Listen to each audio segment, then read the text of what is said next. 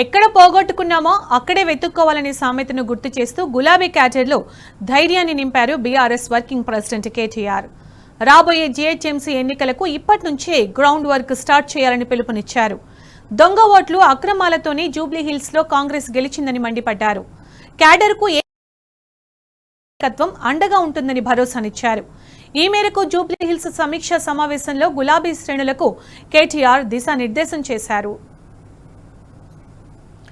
జూబ్లీహిల్స్ నియోజకవర్గ ఉప ఎన్నిక ఫలితాలు, పార్టీ బలోపేతంపై తెలంగాణ భవన్లో కీలక సమావేశం జరిగింది. బీఆర్ఎస్ వర్కింగ్ ప్రెసిడెంట్ కేటీఆర్ అధ్యక్షతన ఈ కీలక రివ్యూను నిర్వహించారు.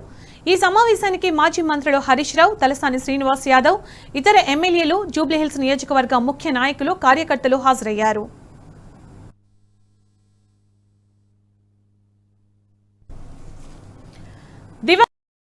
తర్వాత పార్టీ ఆయన కుటుంబానికి అండగా నిలిచిందని గుర్తు చేశారు కేటీఆర్. గోపీనాథ్ సతీమణి సునీతమ్మ గెలుపు కోసం కేసీఆర్ నుంచి బూత్ స్థాయి కార్యకర్త వరకు ప్రతి ఒక్కరూ కుటుంబ సభ్యులా పనిచేశారని ప్రశంసించారు. రాబోయే కార్పొరేటర్ ఎన్నికల్లో కార్యకర్తల గెలుపు కోసం కృషి చేస్తామన్నారు. ఎమ్మెల్యే ఎన్నికల్లో వారు పడ్డ కష్టానికి మించి తాము పనిచేస్తామన్నారు. కాలికి బలపం కట్టుకుని తిరుగుతామని కార్యకర్తలకు కేటీఆర్ భరోసా ఇచ్చారు.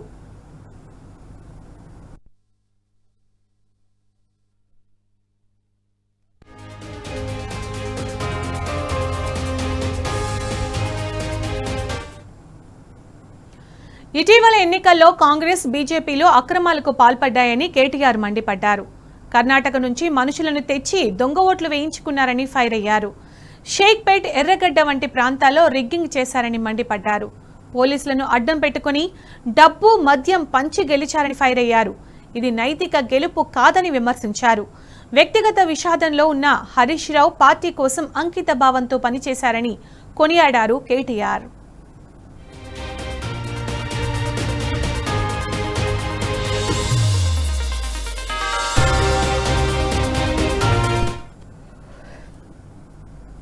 రాబోయే స్థానిక సంస్థల ఎన్నికలే లక్ష్యంగా పనిచేయాలని కేటీఆర్ దిశానిర్దేశం చేశారు. డిసెంబర్లోపు సర్పంచ్, జిల్లా పరిషత్ ఎన్నికలు పూర్తయ్యే అవకాశం ఉందని, ఆ వెంటనే పార్టీ సభ్యత్వ నమోదు కార్యక్రమం చేపడతామని తెలిపారు.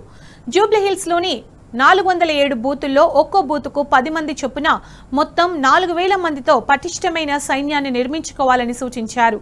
గతంలో నష్టపోయిన చోటే తిరిగి బలాన్ని పుంజుకోవాలని, ఎక్కడ పోగొట్టుకున్నామో అక్కడే వెతుక్కోవాలి అనే సామెతను గుర్తు చేస్తూ కార్యకర్తలో ధైర్యాన్ని నింపారు.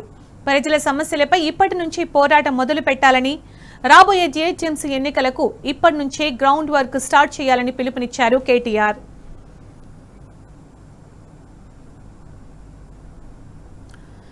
మరోవైపు జూబ్లీహిల్స్ ఉప ఎన్నిక ఫలితాలపై బీఆర్ఎస్ నాయకులు అధైర్యపడాల్సిన అవసరం లేదన్నారు మాజీ మంత్రి హరీష్ రావు.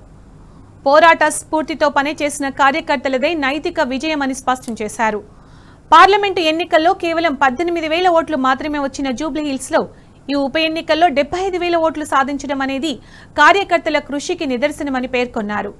ఈ ఎన్నికల్లో కాంగ్రెస్ ప్రభుత్వం సాంకేతికంగా గెలిచిన నైతిక విజయం మాత్రం బీఆర్ఎస్ అభ్యర్థి సునీతమ్మదేనని హరీష్ రావు అన్నారు.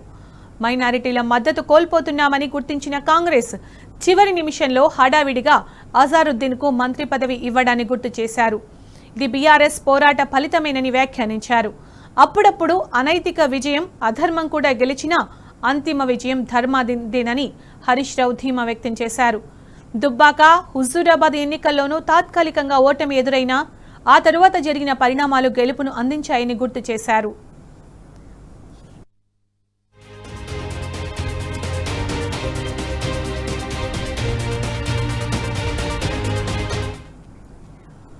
రాజకీయాల్లో గెలుపోటములు సహజమని, ఉప ఎన్నిక ఫలితాలపై అధైర్యపడొద్దని తలసాని శ్రీనివాస్ యాదవ్ వ్యాఖ్యానించారు.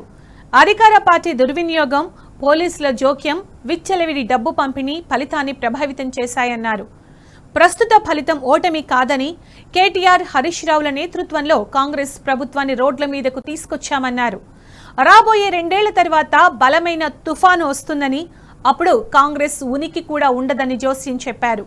కార్యకర్తలు ధైర్యంగా ఉండి బూత్ కమిటీలను పగడ్బందీగా ఏర్పాటు చేయాలని తలసాని పిలుపునిచ్చారు. కేటీఆర్, హరీష్ రావు దిశానిర్దేశంతో గులాబీ శ్రేణుల్లో కొత్త జోష్ కనిపించింది. గ్రేటర్ ఎన్నికల్లో బీఆర్ఎస్ ను ఘనమైన మెజారిటీతో గెలిపించుకుంటామని క్యాడర్ అంతా ప్రతినబూనారు.